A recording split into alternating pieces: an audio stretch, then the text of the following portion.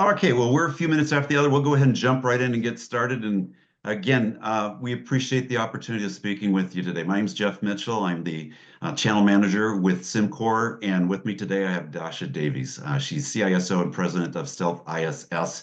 Dasha has an incredible background of what she brings to the table. Initially, Dasha, uh, highly accomplished individual. I've had a chance to work with Dasha for a few years, working in cybersecurity consultancy, CISO with the U.S. Navy, veteran, small business owner. She has a couple books. I've seen those as well, which are awesome. She has over 25 years of experience within the U.S. defense industry. We're talking about NATO and commercial sector, combination of all that. She's managed security at Olympic Games. Not too many people get a chance to do that one, Daja. Sure. Also, Formula and Global Formula One, which I think is pretty cool, and then Global SOCs as well. She focuses on things, and her expertise is around GRC, incident response, smart cities, AI, national security, cyber warfare, and C4. Had a lot of accomplishments, a lot of things. And again, she is very much focused on being able to handle things and work and do certifications and has things around CISSP, CI, CISO, NSA. The list goes on. Dasha, thank you and welcome.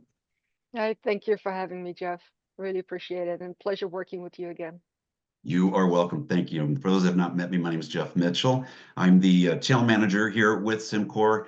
I've been around this just a little bit. Now, we were joking earlier, but I've been around longer than PCI. The overall is 19 years in this particular space.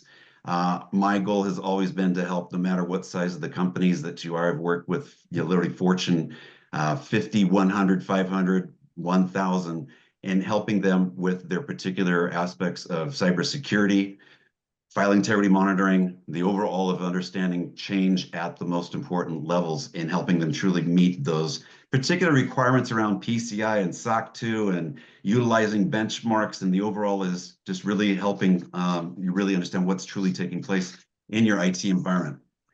Today, we are going to be talking about why file integrity monitoring really matters and what this topic is really all about.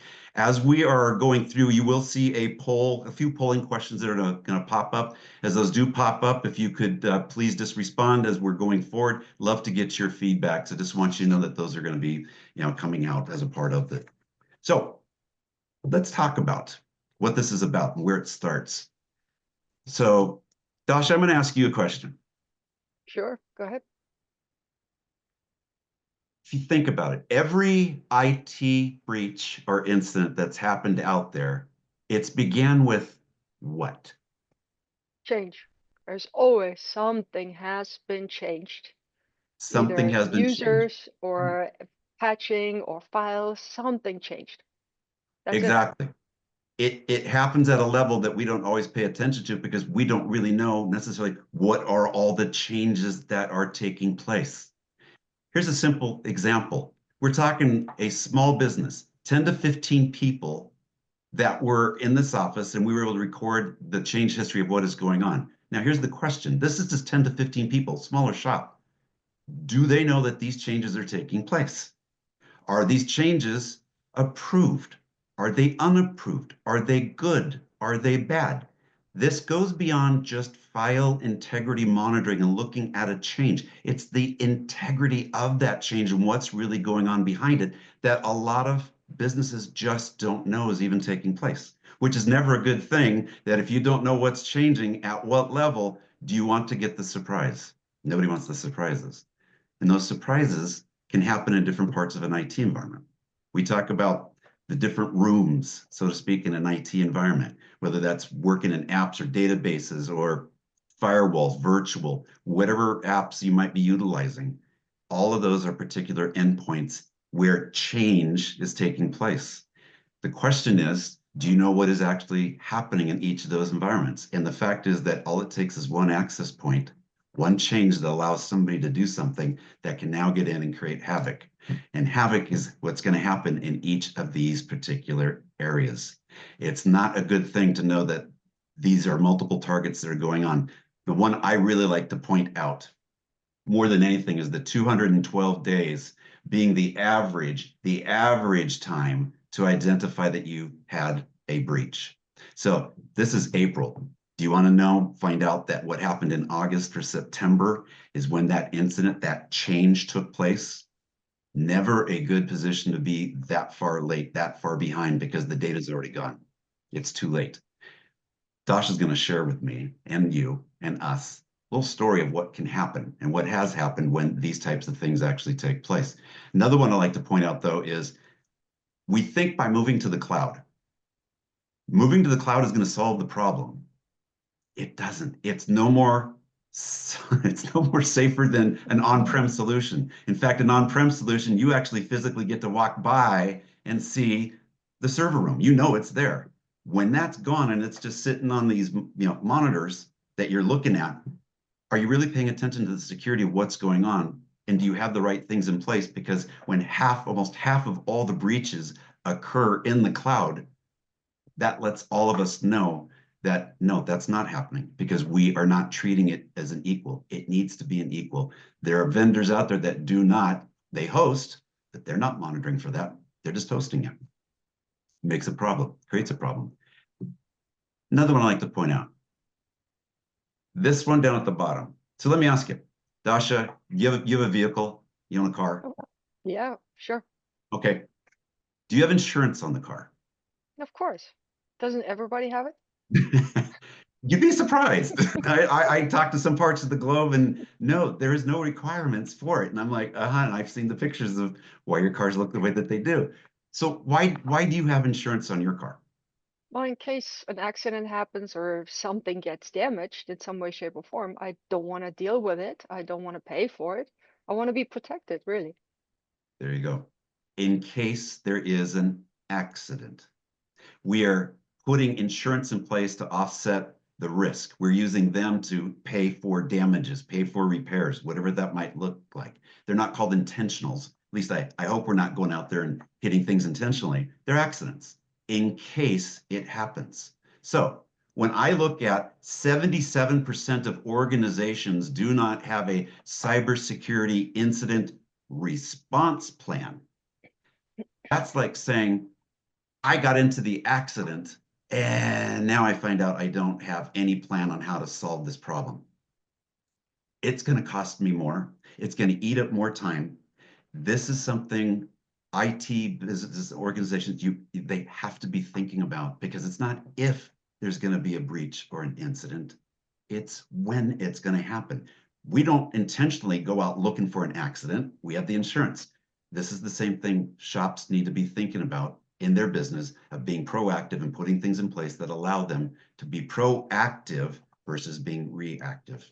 Much better situation because it's not me that's saying this. This is CyberEdge that also has got information here. This is talking about the number of companies, the percentages in these countries of the companies that have had at least one successful attack in the last 12 months. This is saying you're going to get into the accident. It's just when and how many might you get into, no matter what part of the globe you may be in. So it's not an if, it's a when. Any feedback, thoughts, around clients that you've possibly worked with, Dasha, and kind of what they've run into in situations that they might have encountered? Oh, I got stories. I mean, as you know, we at Stealth, one of our big thing is incident response. And just like you guys, we want to protect the companies and want to help them to get ahead of it and not be reactive. So proactive security. So one of the things we always do are incident response tabletop exercises. You know, some companies actually do have plans or think they do have them. They may also have cyber insurance, which is great. But when you actually do the different scenarios, tabletop exercises, and it doesn't matter if it's a small business, even big ones across the globe, multiple offices, several hundreds of people, it is surprising how many times the plan does not include an updated contact list or Mhm. an updated documentation around the systems and the dependencies. Um, Also, how many times the responsibilities of vendors. Oh, yeah, we have a outsourced managed SOC. But does anyone know what their SLAs are, how quickly they need to respond, and where their service ends, and at what point in time They're just going to say, sorry, this is not in the contract, not in our expertise or something. It's fascinating how much you discover during a simple tabletop. But also we've done a lot of incident response, and we've had, I mean, it's only mid-April. We've had several clients and non-existing clients that just, companies that pick up the phone and called us and saying, hey, we've got a problem. And the question is then, well, first of all, where are the logs? What did you see? Oh, well, we have them for a few hours. We don't collect them. We don't have a SIM. Or even if you have a SIM, it's what do you do with it? How are you going to deal with it? And the companies, unfortunately, I see it always is, yeah, we're going to call cyber insurance. They're going to handle it. Fine. At least you know that they're going to pay for it. Right. Assuming you've done all the security and you've had all the controls in place that the cybersecurity requires. If not, you're going to pay for it. But I think the biggest problem that a lot of companies don't realize that even if they have a cyber insurance, probably the biggest thing is the business impact and how Yes. quickly can they go back into Yes. operations. It will take the cyber insurance company probably 2 days on average, what we've seen, to mobilize an incident response team to actually start doing something. And start doing something is collecting the logs, collecting the information, and that will take days, sometimes even weeks, depending on how big your organization is. Right. And you will, at that point in time, you will not be able to function.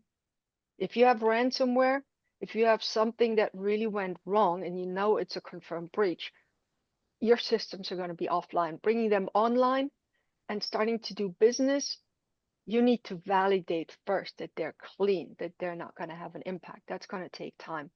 So as much as I love cyber insurance, is the fact you need to have a response plan. You need to know what to do, when to do it, how to do it, who to reach out to.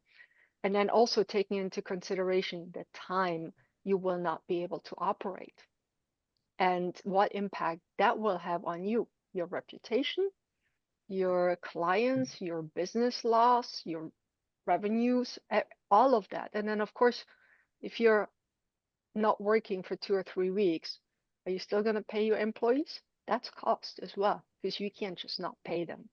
So all of Exactly. these considerations that we've seen a lot of companies have not done. And then going back to your statistics of 212 days in average to identify something, we've also seen the first response from a lot of companies is, well, we just restore. Great. Okay, maybe you're restoring every week. Great. So maybe you can restore from a week. In the Right. past, you lose a week of data, but guess what? If that malware or whatever, that change that caused all this has been in there for 212 days, unless you take snapshots and archive those and go back a year, Exactly. Yep. you're just going to Exactly. restore the same all over again. You're still going to have to clean up and you're having risk of having the same situation all over again. Two things I want to chime in. I love what you said there because one of the things, it's at the beginning. It's at the beginning. Ask this question to any customer. What's the most important critical data to their business? You'll find that some people will say it's this, and these guys are going to say it's this. They don't necessarily even know what that is, number one. Two, what is the potential if there is a breach or an incident? What's the outcome potentially, the impact, exactly what you're talking about, business impact, the brand, the recognition. Do we, if it's a consumer-based type of business that they've had a breach and we get those wonderful letters, say, so sorry, your information's been compromised. Do we continue to go back to that store, to that business? No, we'll move on. So that hurts. The other part of that question that I like to usually ask is, what is the most critical data to your business if it was compromised? What is it? But as a part of it, where do you store it? And that question is asked because that, again, is the same groups that'll go, well, it's over here on these servers, and somebody else will go, well, it's over on the databases, isn't it? They don't even know where the most critical data is. So if they have an incident and they're trying to recover from it, do they know where all the pieces of the most critical? There's other stuff that's important, but when you're talking about what is vital to that business and you don't know where it's residing, not a good situation to be in. And to add on to your comments regarding how long it takes to put things back in place, there's a statistic about 207 days is the mean time to repair. And I know you and I've talked. There's a client that you're working with, and literally it's been months already of trying to put all these pieces back into place because they are in recovery mode, trying to understand what really all the impact was. When you've got a snapshot and you can roll things back, it makes a big difference in what's going on.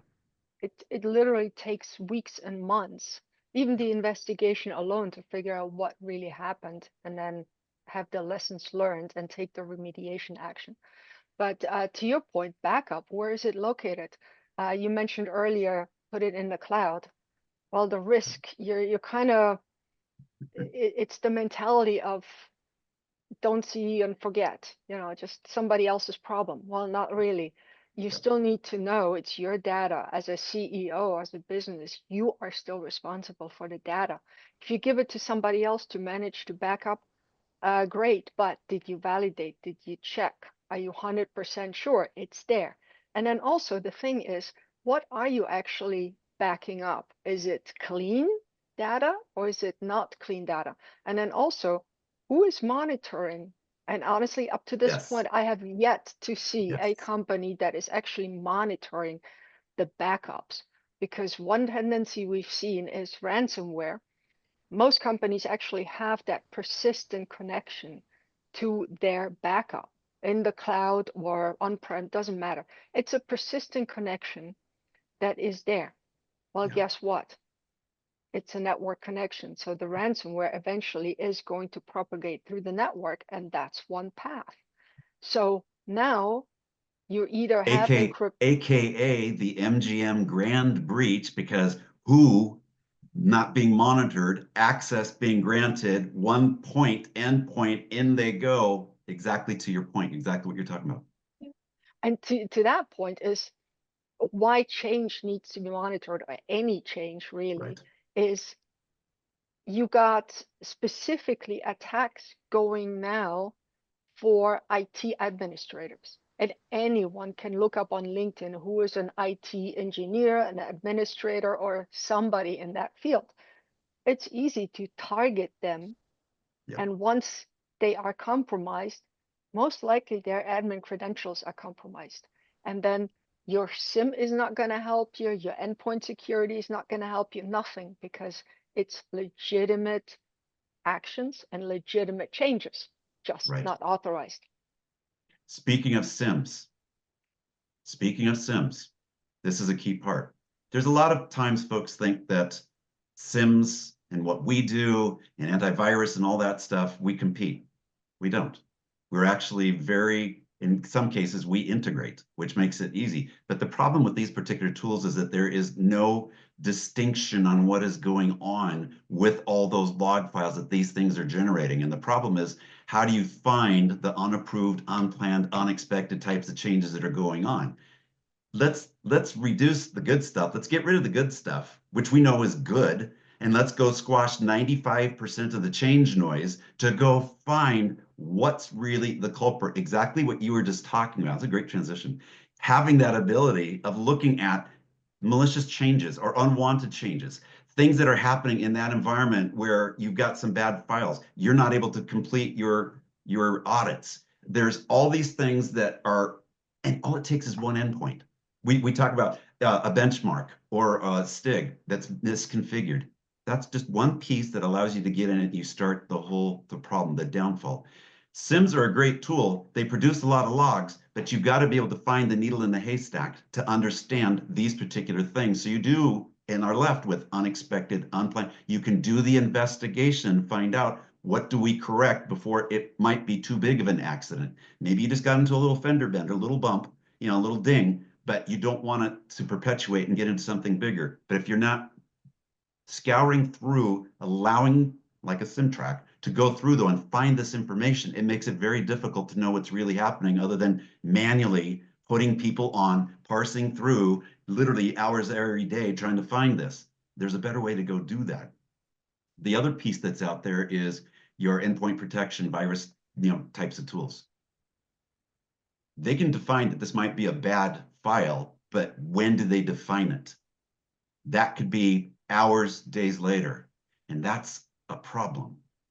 When you have the ability to detect change now, that's the big difference. The ability to know what is happening and to be alerted on that on the most critical files. So you're getting ahead of it. You're not being reactive, you're being proactive. Now you have the ability of knowing this thing has changed. I may not know that it's a bad file, but I know that this thing has popped up and I can see the who, the what, the where, the when, and those details, which is again, when changes take place, a lot of folks don't know that any of this. It goes back to the original slide, all that stuff that's moving. How do we know it's good or bad unless we have the ability to see those kind of details? So we really kind of start looking at certain aspects of what are some things that we should be looking at? What are questions that we need to be digging into? And we forget a lot of this because we got that covered. And it's like, think about really what you've got. You might have, and cyber insurance is a good thing, but that's kind of a fallback. There's still going to be, and you and I know, that premium is still going to be where it is unless you can show them that you have put things in place that helps reduce what the reliance is upon cyber insurance trying to fall back and cover the accident that you've had in your IT environment. Makes a big difference. So let's talk about a couple of these. So when we kind of look at this, changes. Servers, network devices, database, you can talk about any part of the IT environment. Are they drastic? Are they subtle? How do you know that these again, and what? Question I always like to ask, I don't know about you, Dasha, but I like to ask this question, say, Mr. or Ms. CISO, when would you find that somebody changed something right now that shouldn't be happening? They don't know. Most of them, exactly.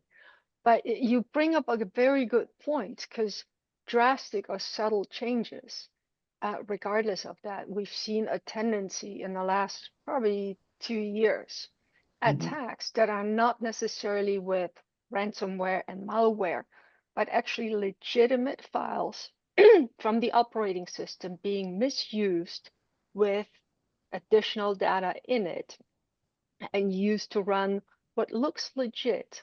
So Yes. it's living off the land. So Yes. literally your endpoint security at this point, your antivirus, whatever you may have, is probably not going to trigger because hackers use what the operating system provides to do the attack. Excellent point. Excellent point. If you're a bigger client, you're a bigger company that has a supply chain, we know you can't have a compromise. How do you know if it has been compromised? When, again, I'll go back to my last question. When do you find out? When would you know? Do you know that these things are even happening in your supply chain? That could be, again, larger companies, but if that's a part of it, that's part of the environment of tracking and seeing what's going on. What about cloud? Well, we kind of talked about that one a couple times now, but that's big because the cloud has to be managed the same as on-prem. Again, monitors don't protect things. You've got to do things to know what's going on, where it's being hosted, and what's taking place. Zero trust. Comments on zero trust, Dasha. That's always a fun one because that's a definitive of what you're supposed to do. And if it's compromised or it's misconfigured or there's this that's gone on, impact. Honestly, and we can have a complete different webinar about that. Zero trust is a good marketing term. I'm not a fan of it, just like I'm not a fan of single sign-on, just like I'm not a fan of using all in one the same vendor for your security tools, because you are literally introducing risk, new risk, different types of risk to your environment by relying on zero trust, which is a great word, but guess what? There is risk associated. It's not 100% secure. As long as you know that, that's fine. Exactly, as But long as you're aware. you have to monitor, and everything in the cloud, and especially zero trust and CASB and all of that stuff is in the cloud, not being monitored, and you're literally relying on it. Yeah. But and we do a lot of audits and configuration reviews for clients, and you know what? 90% of the time I see out of the box configured M365. Mhm. At best, I see companies actually following that security score and trying to do something about it. Um, but that's a rare occasion, and at best, they maybe get to 30% at best. Right. Yep. It's Big risk. knowing how to get the measurements to understand. And that's another topic that we can get into when you start looking at zero trust or a compliancy or a security framework or a benchmark. Where you're really sitting today versus where you should be going, and where we need to go. So, unauthorized user, that is the MGM grand breach right there. That literally is it. Dasha was the DBA. I'm the outside person that looked like it came from the same company. I was working with Stealth. No, I wasn't. I fooled Dasha. Dasha gives me domain controller rights, and then I spin up a whole bunch of virtuals and I take over MGM Grand and then charge you $100 million. That's all it took. Do you know that those things are Yeah. actually going on? This is that other one mentioned at the very beginning. When we talk about when you find out, do you want to find out now, April, that this incident, this breach, this change to your servers or your DBs or wherever it might have been took place in August or September? It's never a good feeling to know that you're that late to the table. You have to, time is the enemy when it comes to a potential risk of a change and the impact of it. The longer it goes on, it snowballs. And then I think our last one is, again, looking at how do we really reduce that threats from 207, what we were talking about earlier, down to literally minutes. Because again, there's another one that where time is the enemy of exactly what's taking place. You've got to know, otherwise you do spend days and weeks and months putting all the pieces back together, and you're trying to keep things in a known state. But in between all that, how are you operating?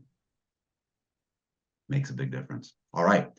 Well, now comes the good part. We're going to turn things over. Justin Chandler is our senior systems engineer. He knows this tool inside and out. But what we want to do is we want to talk about, again, a couple key pieces that we've been talking about in today's webinar. I'm going to turn this over to Justin and let him really kind of walk you through how we're specifically able to, and what is these diffs between what's going on with the SIM and what's kind of going on, with endpoint detection, how this all plays out. So Justin, over to you. Thanks, Jeff. Won't be able to cover everything today, but just know that there is a lot of things Cimtrack can support in terms of monitoring for integrating and even for hardening. So if you see all these categories of things that you commonly see in most environments, servers, workstations of many operating system flavors and architectures, network devices, firewalls, routers, switches, critical databases, Active Directory. We always think about the virtual machines, but what about the hypervisor they live on? Docker, Kubernetes, cloud configuration, Zscaler. There's lots of things we can support and monitor for change. But you asked some really good questions. How do you even know that this is occurring? Well, that's where Cimtrack comes in. Here's a quick example of Cimtrack monitoring a critical directory on my Windows server. Someone might come in and make some changes and delete files, add some new files, and even modify maybe a critical config file for a web server, removing lines, ruining it, changing that IP, injecting malicious code and saving that file. Well, what Cimtrack's going to do is provide in real time the full forensic details of all this activity. Files that were removed, files that were added, the file that was modified, the file and the full path that was affected, the user who made the change, process used to make the change, process ID, thread ID, hash, tons of information, and all came through here in these logs in real time and can be sent outbound to your SIM tools, syslogs, and email alerts as well. But this is just logging the change. We even have some remediation options. A manual option with our update baseline mode allows the user to go check and see every iteration or version of this folder and maybe roll back. What if some new file that was added, log4 next, was a crypto virus and ruined everything? Well, what we could do is use this manual remediation option to go choose a different date and time, see what files were in my folder back then, the size, the hash. Is this the good config file before it got hacked? Yep, that's the good one. Well, now I can go download that old file or download the entire snapshot of the folder as a zip or even manually roll it back. But we can even do automatic restores too. With restore mode, any change that occurs will get rolled back to your baseline. If I delete these files, they're gone. Cimtrack puts them back right away. If I add a new file, maybe it was something malicious. Cimtrack sees that. It's not part of the baseline, doesn't match, instantly gets removed. Even if I modify that file and delete the text, save it, 0KB, instantly goes back to normal. And we can even prevent the change. With deny access mode, if you have files that you never want to change, those web server configs, database configs, things that can take you out of production, we're the only tool in the world who can ensure that. Whether you're an admin, domain admin, system account, it doesn't matter. We're protecting these files. You can't modify, change, add anything. And again, back in the logs, all these details will be shown of the who, the what, the when, the where. So all of a sudden, it's really simple to get rid of that 212 days of bliss and learn about this change occurring right away. But although we're detecting change, there's some other aspects that come to play. Are these good changes? Are they bad changes? Are these threat files? Are they safe files? We can help identify that too. We have some integrations. Of course, Cimtrack by itself is agnostic. We're here to tell you the truth. But with these integrations, we can provide some additional intelligence to identify if that file is a threat or not. And this could be something we integrate with Google Virus Total, Palo Alto Wildfire, Checkpoint Threat Cloud AI, or even any threat intelligence services you might subscribe to. When a threat file gets added to your host, like before, Cimtrack's just going to tell you some files got added. But something different happens now. If you look at the log, these things show up in red. Well, why is that? Because my integration with Virus Total told me so. Just like you'd see on their website, all these antivirus engines say it's a threat. It's pretty clear it is. And that information's on our side too. But what about a zero-day threat? What if it's one of those self-destructors where it gets on a system, does a job, blows itself up and goes away? Well, on day zero, all the cool antiviruses, EDRs, XDRs, SOARs, name any acronym you want, they're not going to say a thing because it's a zero-day attack. It's just a file that no one knows about. It's not a known threat or signature. But 30 days, 60 days, a year, 2 years, finally we find out about this threat. It's no longer a 0-day anymore. Everyone's publishing CVEs on LinkedIn talking about it. Everyone knows. But you know what? All those same tools still wouldn't have said a thing. That file's not even there in this scenario. It's gone. It's been gone. But you know who'd finally wake up, tell you something? Cimtrack. Because we learned it was a threat finally from some source. No longer a 0-day. Because we have that baseline history of all these deviations occurring in your system. We can go retroactive and find out, hey, we saw it was on the system in the past. It's gone now. But hey, apparently you've been compromised. And we'd be the only tool to wake up and tell you such a thing. So it really shows how ample this threat intelligence data can be used in relation to a FIM, keeping this detailed history of the forensics going on, but correlating that with some future information to let you know of a compromise. I don't have too much more time, but to answer a couple more of these questions that they asked, which are very good challenges. If your zero trust environment is configured or not. A zero trust tool we can monitor a Zscaler.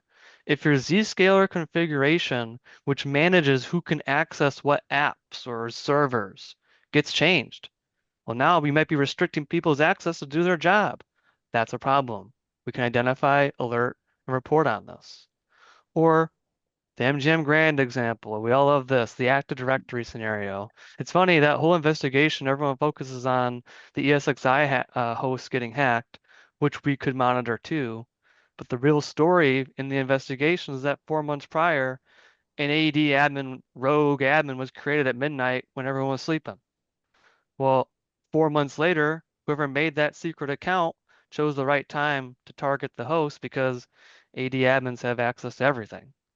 Well, had they had Cimtrack, we could have alerted on this. Here's an example of a new domain user being added to my Active Directory server, the user bad actor.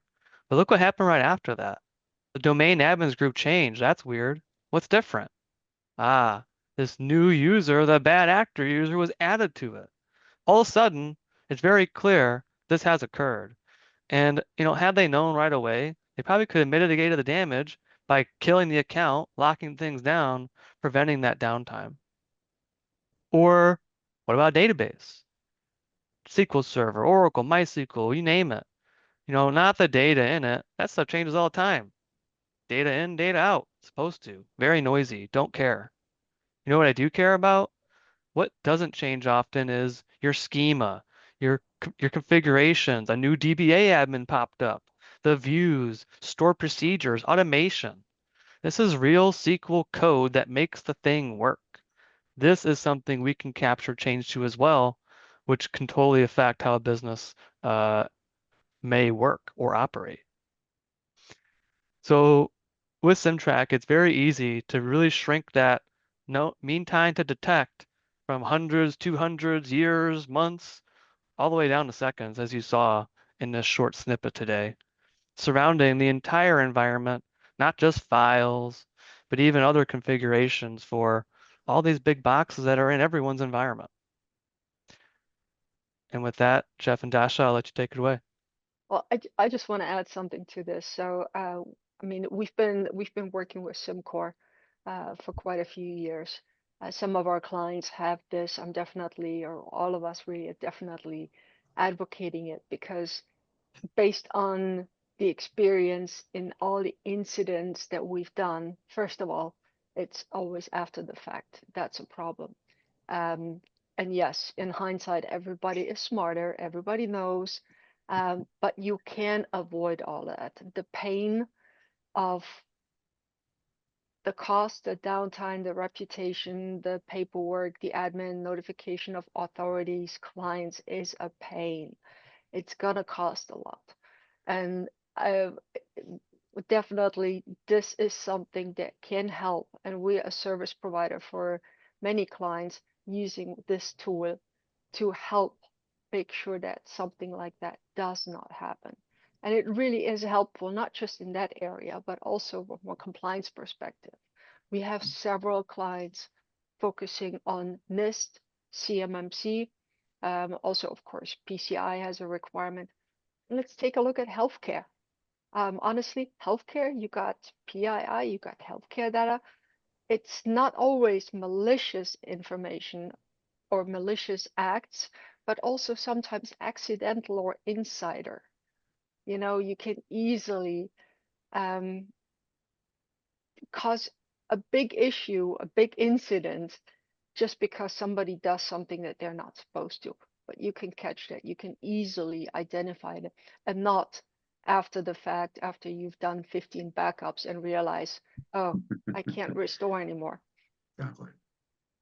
Great points, Dasha. No, thank you. I think that actually kind of wraps up the webinar very nicely. Those are some key takeaways.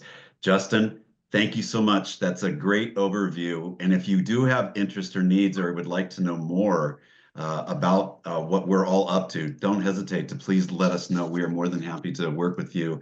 Dasha's team as well. We work together to try to provide really the end result for you, our clients and businesses, to understand it's not if it's going to happen, it's when it's going to happen, and to not only know change in what's taking place there, but to also minimize the risk. You have processes and procedures. Are people following that to help secure what you have going on, but also to meet, as Dasha noted, there's compliancies that are out there. How do you know how you are doing against that before the auditor shows up? Makes a Yep. big difference. So I look forward to continuing. Hopefully we will have another ongoing webinar with you, Dasha. We look forward to the opportunity of speaking with others that can join us on the next opportunity, and wish everyone a great rest of their day. Any other comments, feedback? I just want to say, well, first of all, thank you so much for having me here, but not to scare the viewers, but obviously everyone heard about AI, and the threat landscape has changed. The risk has increased. So what we're talking about, the tools that even 6 months or a year ago may have helped, or mostly helped, stuff is changing on a daily basis. The amount of speed, the way it's being exploited, what is being done, how it's being done is completely different than what we've seen even a year ago. And it changes so quickly. So if until now, whoever is watching this, if until now you kind of skated by and kind of knock on wood, didn't have a breach, although you don't know, you may have one, you just don't know. I would say, pay attention now, get your ducks in row, come and talk to us, because it is changing. And there's also a statistic, I believe it's 75 or 76% of small businesses that get breached will close the doors and completely close the business within 12 months after the breach. So I've actually seen that happen. I've seen that happen. A healthcare system had an incident. They couldn't recover from it. 16 months later, they were gone. Big healthcare. You bring up some really, really good points. And I think it is good that you scare them. I think it's very evident that it's not, I'll go back to my analogy. It's not if you're going to have an incident, it's when you're going to have it. And are you proactive or you're reactive? If you're reactive, it's going to cost you time and money and reputation. Nobody, no matter what size, and the smaller businesses don't always have all the tools that the bigger guys may have, but their data is just as good as the other guys, and usually a little more accessible. How can you help protect? Let us know how we can work with you in putting that all together. Very good. Dasha, Justin, thank you all for attending. We appreciated the opportunity of speaking with you. And again, reach out to us, let us know, and we look forward to the next opportunity of having our Stealth Cimcor webinar. Thank you so much. Thank you, everyone. Thanks, Cimcor team.